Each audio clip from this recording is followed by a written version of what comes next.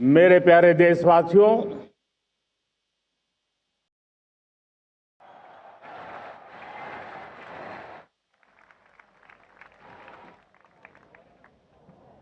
आजादी का ये महापर्व 140 करोड़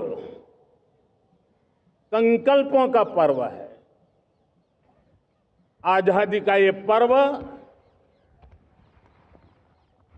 सामूहिक सिद्धियों का गौरव का पल है।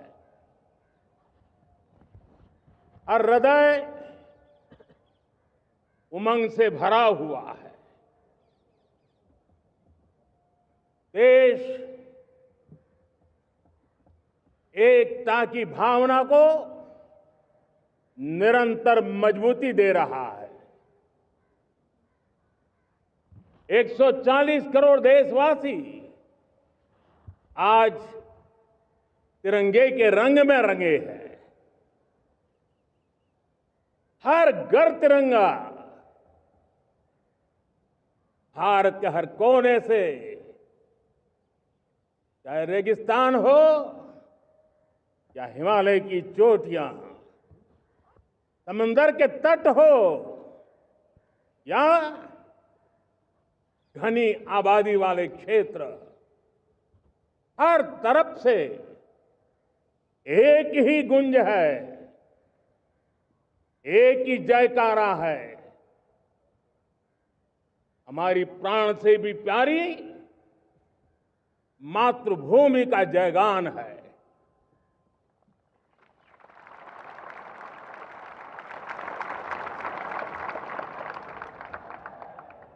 मेरे प्यारे देशवासियों,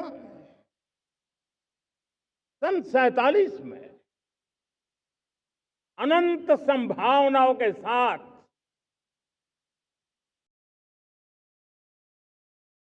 कोटि कोटि भुजाओं के सामर्थ्य के साथ हमारा देश आजाद हुआ। देश की आकांक्षाएं उड़ाने भर रही थी, लेकिन चुनौतियां उससे भी कुछ ज्यादा थी। पूज्य बापू के सिद्धांतों पर चलते हुए संविधान सभा के सदस्यों ने एक बहुत ही महत्वपूर्ण दायित्व निभाया।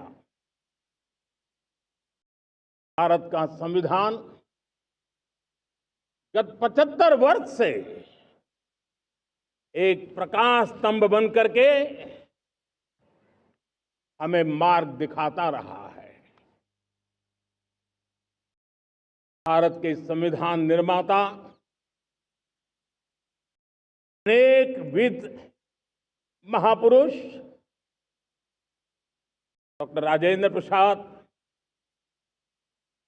बाबा साहब आंबेडकर, पंडित नेहरू, सरदार वल्लभ भाई पटेल, डॉक्टर सर्वपल्ली राधाकृष्णन जी, इतना ही नहीं, हमारी नारी शक्ति का भी योगदान कम नहीं था। हंसा मेहता जी, दाक्षायणी, वेलायुधन जैसी विदुषियों ने भी भारत के संविधान को सशक्त करने में अपनी भूमिका निभाई थी। आज लाल किले की प्राचीर से देश का मार्गदर्शन करने वाले, देश को दिशा देने वाला संविधान के निर्माताओं को आदरपूर्वक नमन करता हूं।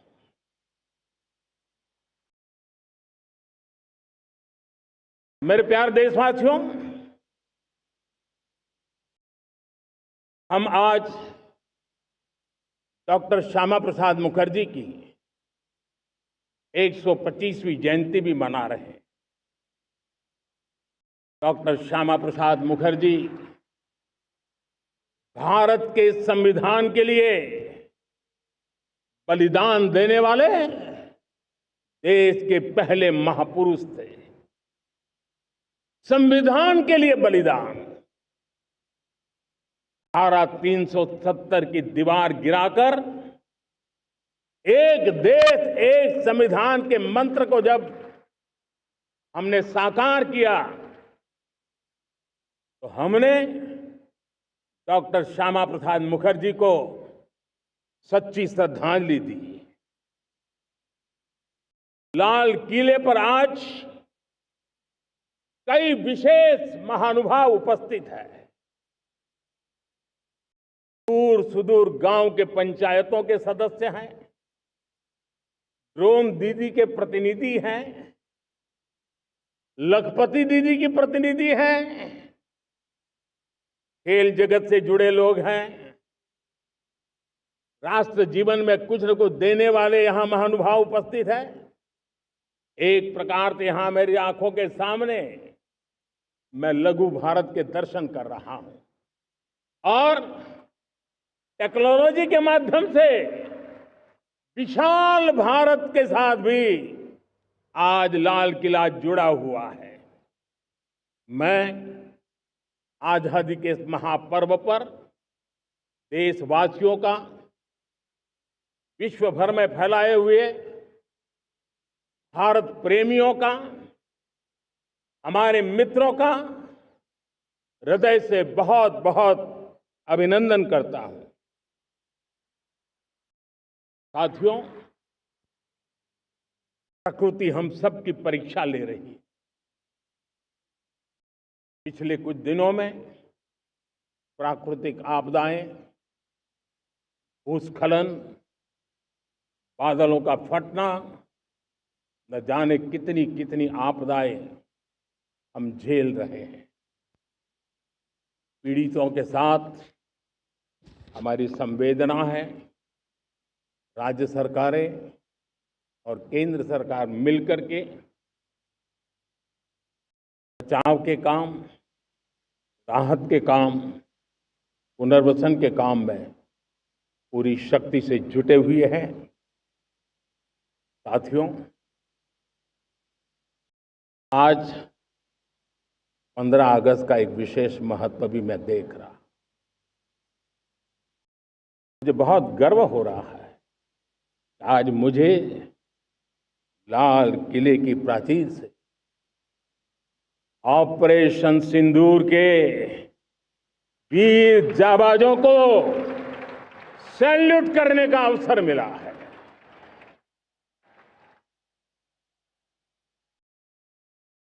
हमारे वीर जाबाज सैनिकों ने दुश्मनों को उनकी कल्पना से परे सजा दी है।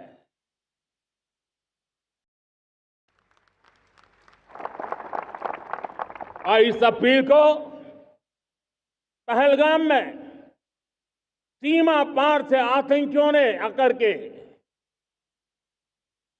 इस प्रकार का कत्ले आम किया, धर्म पूछ करके लोगों को मारा गया। पति के सामने पति को गोलियां दी, बच्चों के सामने अपने पिता को मौत के घाट उतार दिया गया। पूरा हिंदुस्तान आक्रोश से भरा हुआ था। पूरा विश्व भी इस प्रकार से संहार से चौंक गया था। मेरे प्यारे देशवासियों, ऑपरेशन सिंदूर उसी आक्रोश की अभिव्यक्ति है।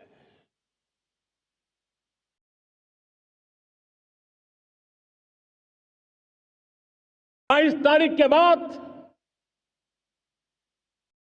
हमने हमारे सेना को खुली छूट दे दी। रणनीति वो तय करे, लक्ष्य वो तय करे, समय भी वो चुने और हमारी सेना ने वो करके दिखाया। जो कई दशकों तक कभी हुआ नहीं था। सैकड़ों किलोमीटर दुश्मन की धरती पर घुस करके आतंकी हेडक्वार्टर्स को मिट्टी में मिला दिया, आतंकी इमारतों को खंडहर बना दिया।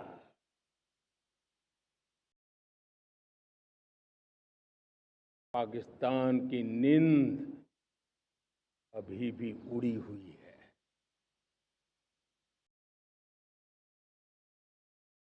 पाकिस्तान में हुई तबाही इतनी बड़ी है कि रोज नए नए खुलासे हो रहे हैं, नई नई जानकारियां आ रही हैं। मेरे प्यारे देशवासियों, हमारा देश कई दशकों से आतंक को झेलता आया हुआ है। देश के सीने को छलनी कर दिया गया है। अब हमने एक न्यू नॉर्मल प्रस्थापित किया। आतंक को और आतंकी को पालने पोसने वालों को, आतंकियों को ताकत देने वालों को अब हम अलग अलग नहीं मानेंगे।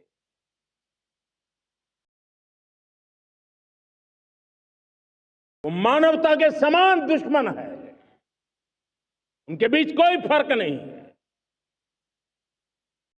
अब भारत ने तय कर लिया है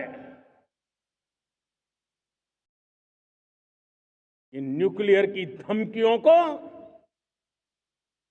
अब हम सहने वाले नहीं हैं। न्यूक्लियर ब्लैकमेल लंबे अरसे से चलाया, अब वो ब्लैकमेल नहीं सहा जाएगा।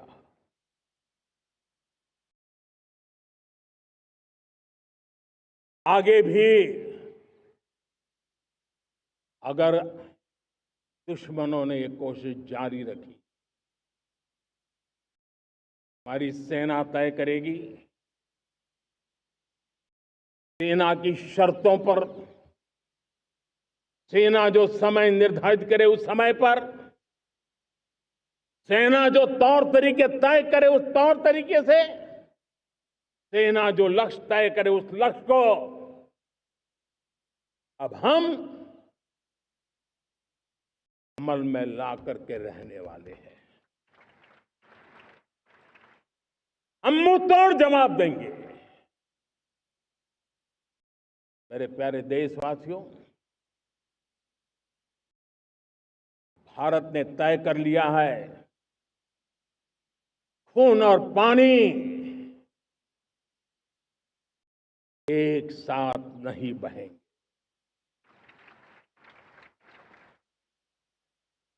अब देशवासियों को भली भांति पता चला है कि सिंधु का समझौता कितना अन्यायपूर्ण है, कितना एक तरफा है।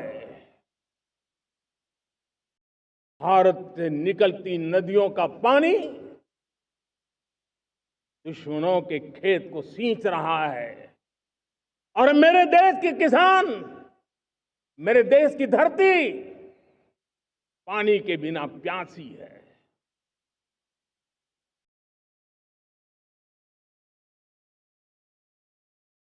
ऐसा समझौता था इसने पिछले 7 दशक से मेरे देश के किसानों का अकल्पनीय नुकसान किया है।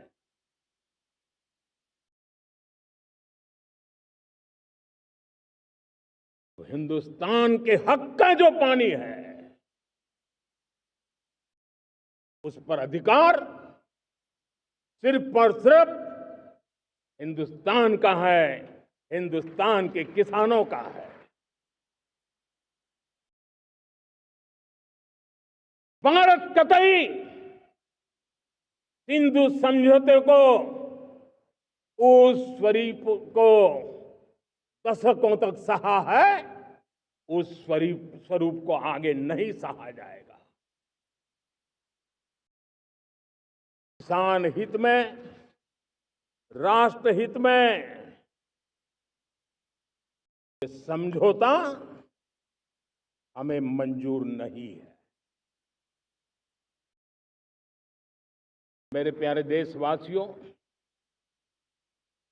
आजादी के लिए असंख्य लोगों ने बलिदान दी, अपनी जवानी खपा दी, जेलों में जिंदगी गुजारी है, फांसी के तख्त पर लटके हैं, कुछ लेने पाने बनने के लिए नहीं, मां भारती के स्वाभिमान के लिए, कोटि कोटि जनों की आजादी के लिए, गुलामी की जंजीरों को तोड़ने के लिए। और मन में एक ही भाव था, स्वाभिमान। साथियों, गुलामी ने हमें निर्धन बना दिया, गुलामी ने हमें निर्भर भी बना दिया, औरों पर हमारी निर्भरता बढ़ती गई। हम सब जानते हैं, आजादी के बाद कोटि कोटि जनों के पेट भरना बड़ी चुनौती थी। लेकिन यही मेरे देश के किसान हैं जिन्होंने खून पसीना एक करके देश के अन्न के भंडार भर दिए।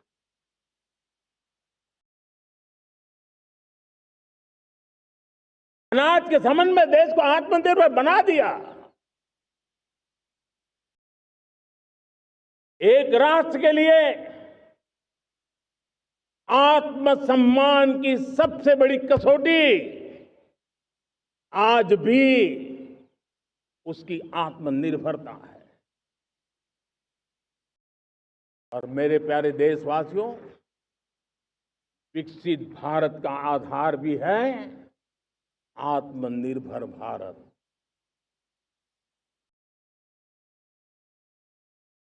जो दूसरों पर ज्यादा निर्भर रहता है, उसकी आजादी पर उतना ही बड़ा प्रश्न चिन्ह लग जाता है।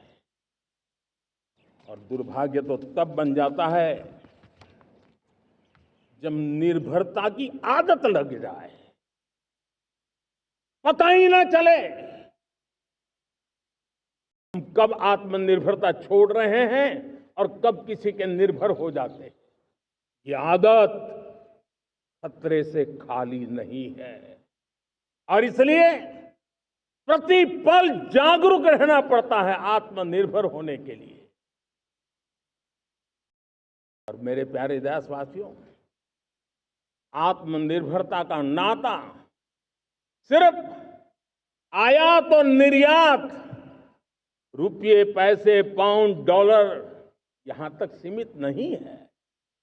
इतना सीमित अर्थ उसका नहीं है। आत्मनिर्भरता का नाता हमारे सामर्थ्य से जुड़ा हुआ है।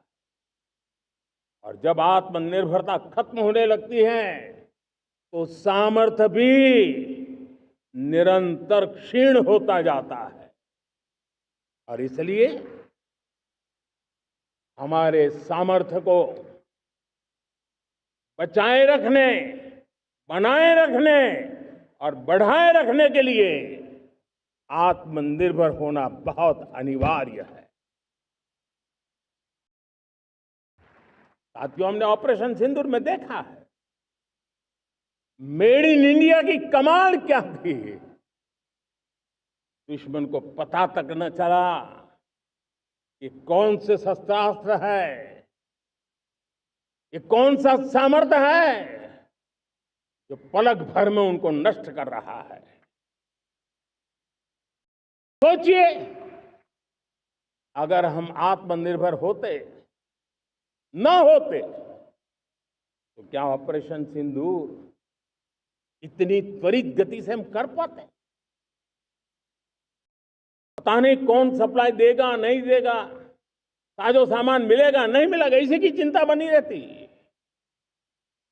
लेकिन हमें मेड इन इंडिया की शक्ति हमारे हाथ में थी, सेना के हाथ में थी। इसलिए बिना चिंता, बिना रुकावट, बिना हिचकिचाहट हमारी सेना अपना पराक्रम करती रही। और ये पिछले 10 साल से लगातार डिफेंस के क्षेत्र में आत्मनिर्भरता पर हम एक मिशन लेकर के चले हैं, उसके नतीजे आज नजर आ रहे हैं। साथियों, मैं एक और विषय पर आपका ध्यान आकर्षित करना चाहता हूं। ये बात से कोई इनकार नहीं कर सकता कि 21वीं सदी टेक्नोलॉजी ड्रिवन सेंचुरी है। और जब टेक्नोलॉजी ड्रिवन है और इतिहास की तरफ नजर करें तो पता है, इतिहास गवाह है, जिन जिन देशों ने टेक्नोलॉजी में महारत हासिल की, वो देश विकास की ऊंचाइयों को पार कर गए, शिखर पर पहुंच गए। आर्थिक शक्ति नए पैमाने पर पहुंचती गई। हम जब टेक्नोलॉजी के अलग अलग आयामों की बात करते हैं तो मैं आपका ध्यान आकर्षित करता हूं सेमीकंडक्टर्स पे। उदाहरण के तौर पे बताता हूं, मैं यहां लाल किले से किसी सरकार की आलोचना करने के लिए खड़ा नहीं हुआ और नहीं मैं करना चाहता, लेकिन देश की युवा पीढ़ी को जानकारी होना भी उतना जरूरी है। हमारे देश में 50-60 साल पहले सेमीकंडक्टर को लेकर के फाइलें शुरू हुई। 50-60 साल पहले फैक्ट्री का विचार चालू हुआ। आप मेरे नौजवानों जानकर के हैरान हो जाएंगे, आज सेमीकंडक्टर जो पूरी दुनिया की एक ताकत बन गया है, 50-60 साल पहले वो विचार, वो फाइलें अटक गई, लटक गई, अटक गई। सेमीकंडक्टर के विचार की ही भ्रूण हत्या हो गई। 50-60 साल गवा दिए। हमारे बाद कई देश सेमीकंडक्टर में आज महारत हासिल करके दुनिया में अपनी ताकत को प्रस्थापित कर रहे हैं। साथियों, आज हमने उस बोझ से मुक्त होकर के मिशन मोड में सेमीकंडक्टर के काम को आगे बढ़ा है। 6 अलग अलग सेमीकंडक्टर के यूनिट्स जमीन पर उतर रहे हैं। 4 नए यूनिट्स को हमने ऑलरेडी हरी झंडी दिखा दी है, ग्रीन सिग्नल दे दिया है। और देशवासियों और मेरे खास करके नौजवानों और विश्व भर में भारत की टेक्नोलॉजी की ताकत को समझने वाले लोगों को भी कहना चाहूंगा, इसी वर्ष के अंत तक मेड इन इंडिया भारत की बनी हुई, भारत में बनी हुई, भारत के लोगों द्वारा बनी हुई मेड इन इंडिया चिप्स बाजार में आ जाएगी।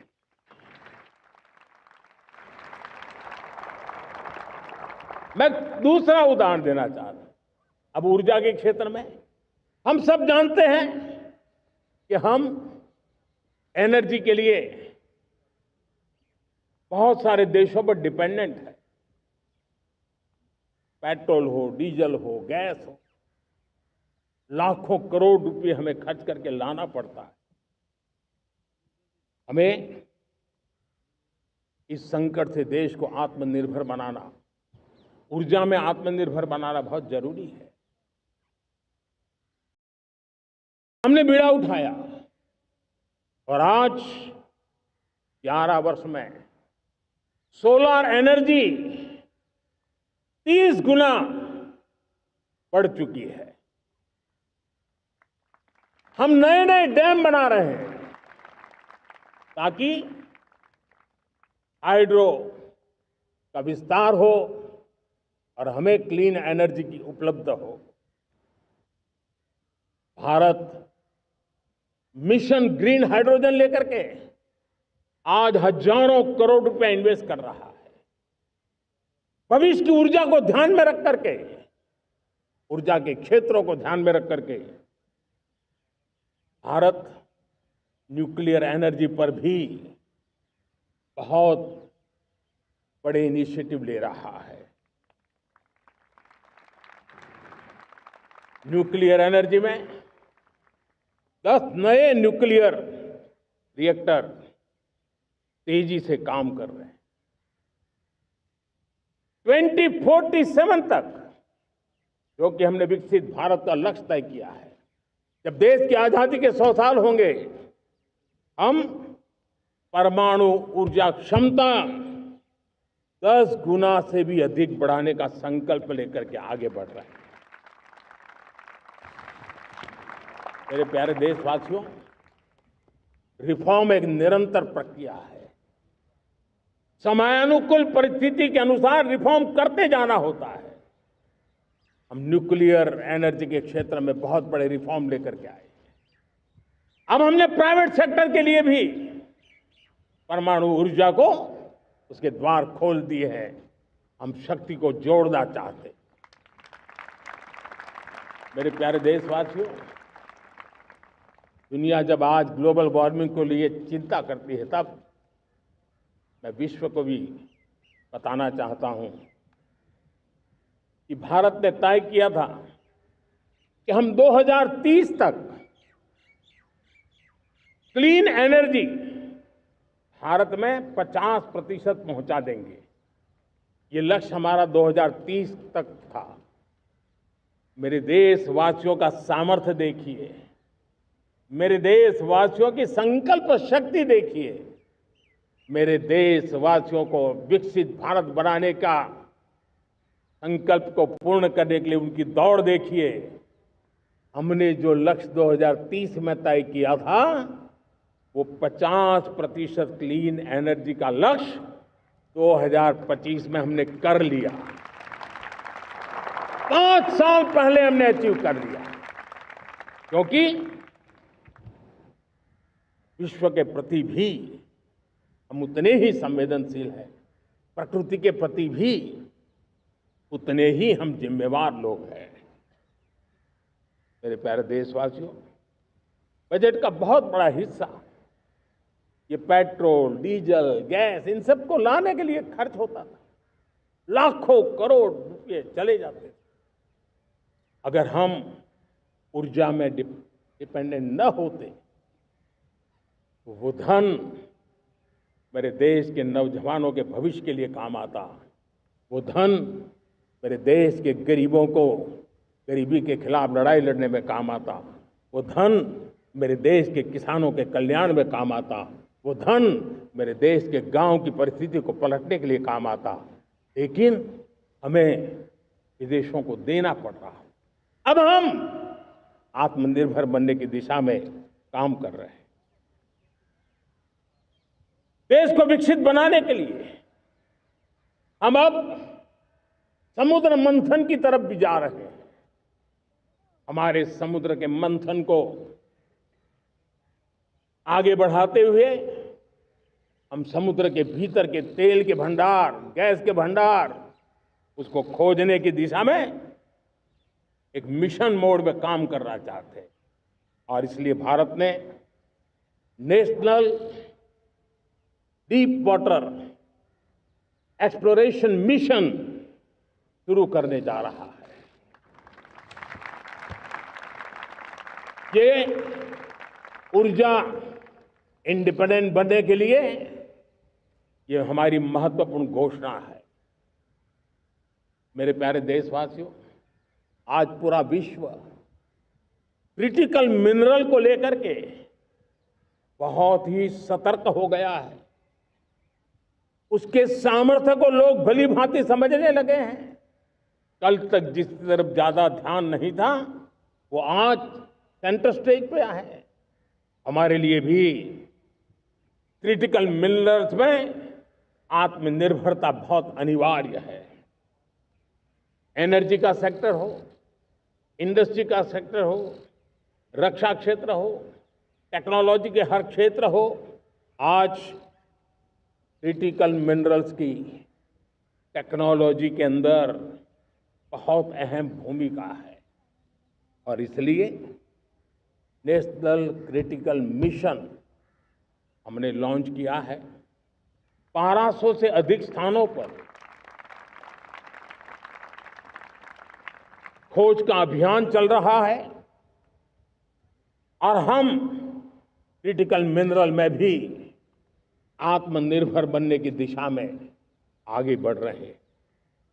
मेरे प्यारे देशवासियों,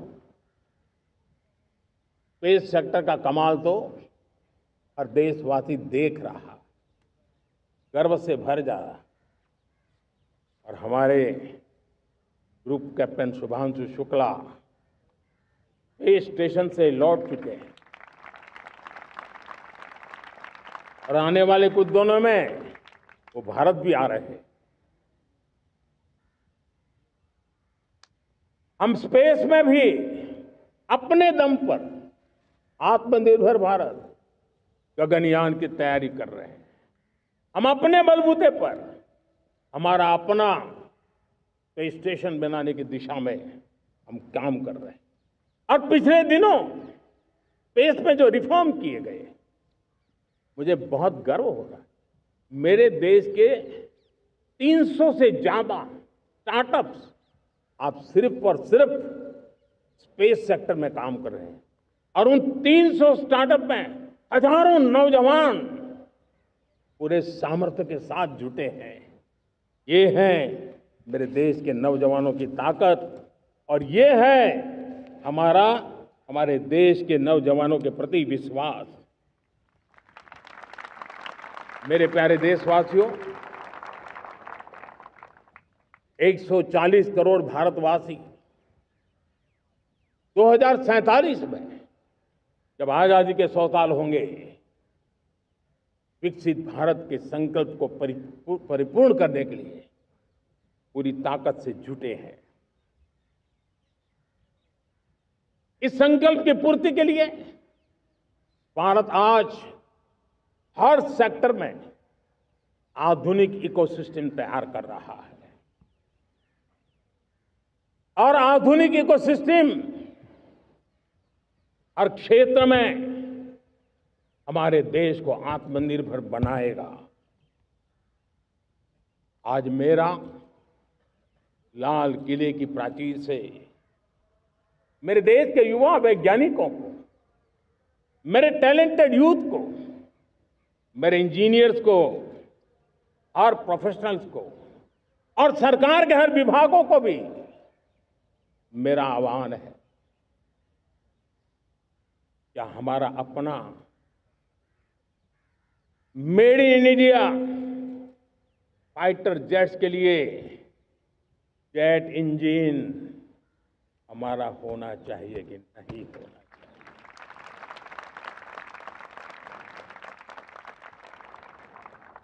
हम फार्मा ऑफ द वर्ल्ड माने जाते हैं। वैक्सीन में हम नए नए विक्रम स्थापित करते हैं, लेकिन क्या समय की मांग नहीं है? हम रिसर्च और डेवलपमेंट में और ताकत लगाएं, हमारे अपने पेटेंट हो,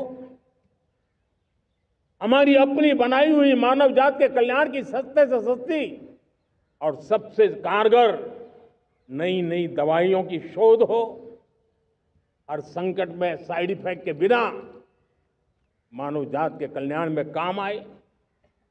बायो 3 पॉलिसी भारत सरकार ने बनाई है। मैं देश के नौजवानों को कहता हूं, आइए बायो 3 पॉलिसी का अध्ययन करके अब कदम उठाइए। देश का भाग्य बदलना है, आपका सहयोग चाहिए। मेरे प्यारे देशवासियों, आज आईटी का युग है, डेटा की ताकत है। क्या समय की मांग नहीं है? ऑपरेटिंग सिस्टम से लेकर के साइबर सुरक्षा तक, डीप टेक से लेकर के आर्टिफिशियल इंटेलिजेंस तक, सारी चीजें हमारी अपनी हो, इस पर हमारे ही लोगों का सामर्थ्य जुटा हुआ हो, उनकी सामर्थ्य शक्ति का विश्व को परिचय कराए।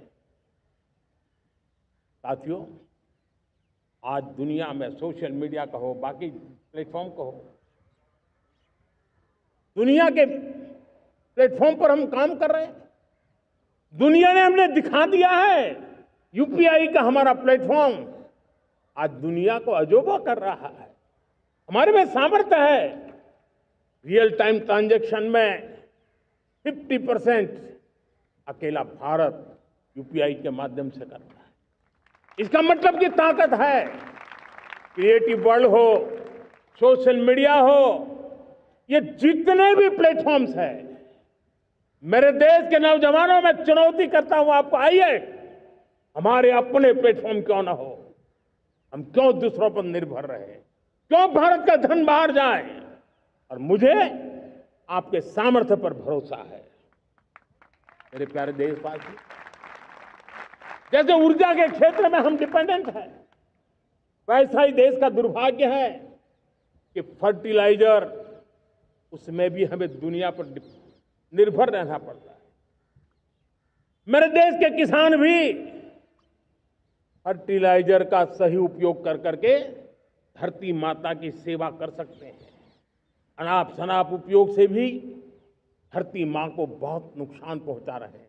लेकिन साथ साथ मैं देश के नौजवानों को कहना चाहता हूं, देश के उद्योग जगत को कहना चाहता हूं, देश के प्राइवेट सेक्टर को कहना चाहता हूं, आइए हम फर्टिलाइजर के भंडार भर दें, हम नए नए तौर तरीके खोजें और भारत की आवश्यकता के अनुसार हम अपना फर्टिलाइजर तैयार करें। हम औरों पर निर्भर न रहे। साथियों, आने वाला युग ईवी का है। अब ईवी बैटरी क्या हम नहीं बनाएंगे? हम निर्भर रहेंगे? सोलर पैनल की बात हो, इलेक्ट्रिक व्हीकल्स के लिए जिन जिन चीजों की आवश्यकताएं हैं, वो हमारी अपनी होनी चाहिए। साथियों, मैं ये इसलिए कहने की हिम्मत करता हूं, क्यों?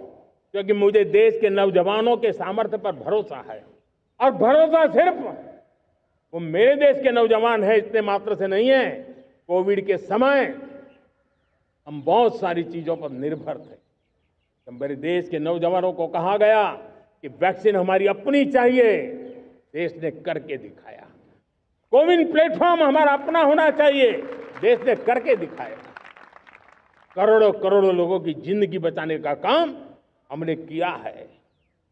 वही स्पिरिट, वही जज्बा हमें जीवन के हर क्षेत्र में आत्मनिर्भर बनने के लिए अपना सब कुछ देना है।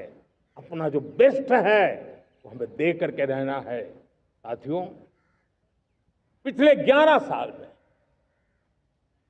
एंटरप्रेन्योरशिप, उद्यमशीलता को बहुत बड़ी ताकत मिली।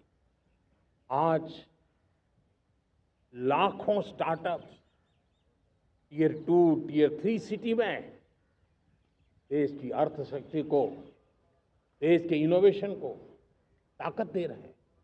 उसी प्रकार से मुद्रा योजना से हमारे देश के करोड़ों नौजवान, उसमें भी हमारी बेटियां, करोड़ों करोड़ों लोग मुद्रा से लोन लेकर के अपना खुद का कारोबार कर रहे हैं। खुद तो अपने पैरों पर खड़े हुए हैं, लेकिन औरों को भी पैरों पर खड़े रहने की ताकत देते हैं। वे भी एक प्रकार से हर व्यक्ति को आत्मनिर्भर बनाने का अवसर दे रही है। मेरे साथियों, विमेन सेल्फ हेल्प ग्रुप, किसी का ध्यान नहीं था। पिछले 10 साल में विमेन सेल्फ हेल्प ग्रुप ने कमाल करके दिखाया। आज उनके प्रोडक्ट दुनिया के बाजार में जाने लगे हैं। लाखों करोड़ों का कारोबार हमारे विमेन सेल्फ हेल्प ग्रुप करते हैं।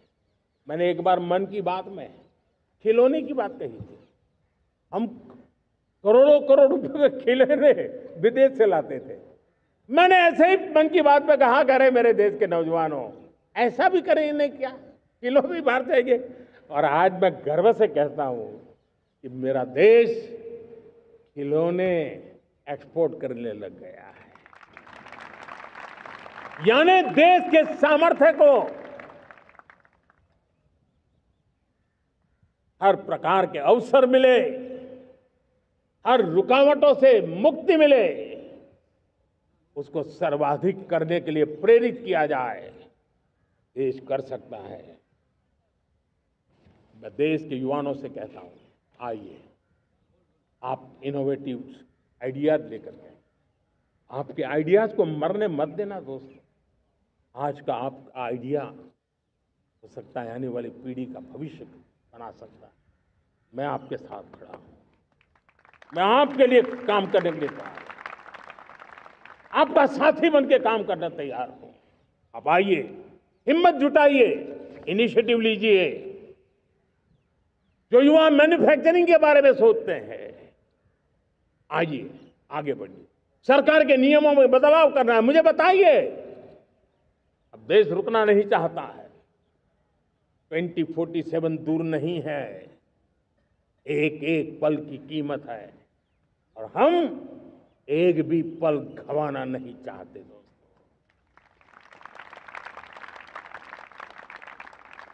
साथियों, ये आगे बढ़ने का अवसर है, बड़े सपने देखने का अवसर है, संकल्प के लिए समर्पित होने का अवसर है। जब सरकार आपके साथ है और मैं स्वयं आपके साथ हूं, तब हम नया इतिहास बना सकते हैं। साथियों, आज नेशनल मैन्युफैक्चरिंग मिशन पर बहुत तेजी से काम हो रहा है। हमारे एमएसएमई उसका लोहा दुनिया मानती है। ये दुनिया में बड़ी बड़ी चीजें बनती है ना, कुछ न कुछ तो औजार हमारे देश के एमएसएमई के द्वारा जाते हैं, बड़े गर्व के साथ जाते हैं।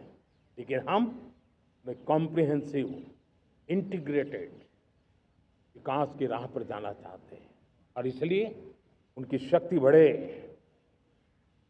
और उसमें भी मैंने पहले एक बार लाल किले से कहा था, जीरो डिफेक्ट जीरो इफेक्ट।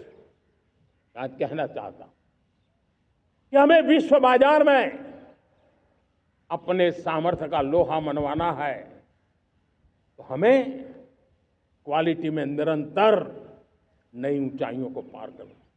दुनिया क्वालिटी को स्वीकार करती है, हमारी गुणवत्ता सबसे ज्यादा हो और सरकार के भी प्रयास हो, रॉ मटेरियल की भी उपलब्धि हो, हमारी प्रोडक्शन की कॉस्ट कैसे कम हो, हम उसमें दम रह रहे हैं।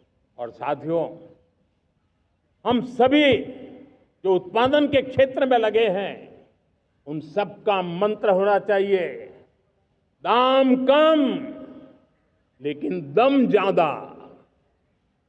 हमारी हर प्रोडक्ट का दम ज्यादा हो लेकिन दाम कम हो। इस भाव को लेकर के हमें आगे बढ़ना है। मेरे प्यारे देशवासियों, आजादी के लिए अनगिनत लोगों ने बलिदान दिए हैं। मैंने पहले भी कहा, जवानी खपा दी, फांसी पे लटक गए। क्यों? स्वतंत्र भारत के लिए। 75-100 साल पहले का वो कालखंड याद कीजिए। पूरा देश स्वतंत्र भारत के मंत्र को लेकर के जीता था। आज समय की मांग है, स्वतंत्र भारत का मंत्र लेकर के जीने वालों ने हमें स्वतंत्र भारत दिया। आज 140 करोड़ देशवासियों का एक ही मंत्र होना चाहिए, समृद्ध भारत।